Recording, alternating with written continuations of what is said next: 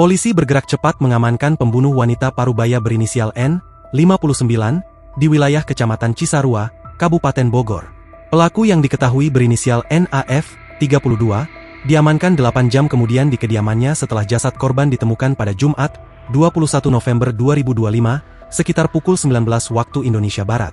NAF pun nampak menyesali perbuatannya telah menghilangkan nyawa seseorang karena ulahnya sendiri menggelapkan uang tabungan korban senilai 12 juta rupiah. Ia hanya tertunduk dan nampak menangis saat digiring oleh anggota polisi dalam pengungkapan kasus di Aula Mapolres Bogor pada Sabtu, 22 November 2025. Bahkan, ibu rumah tangga berambut pirang itu menutupi wajahnya dari sorotan kamera awak media. Setelah mendapatkan petunjuk, tim langsung bergerak cepat ke lokasi. Pelaku berada di rumahnya di Kampung Cipari, ujar Kasatreskrim Polres Bogor, AKP Anggi Eko Prasetyo, Sabtu, 22 November 2025. NAF yang mengenakan baju tahanan berwarna oranye dengan tangan terborgol pun telah ditetapkan sebagai tersangka. Untuk mempertanggungjawabkan perbuatannya, pelaku dijerat pasal berlapis tentang pencurian dengan kekerasan dan pembunuhan.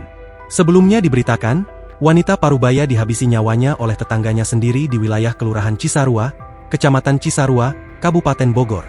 Korban diketahui berinisial N, 59, sedangkan pelaku berinisial NAF, 32, perempuan yang sama-sama tinggal di Kampung Parigi.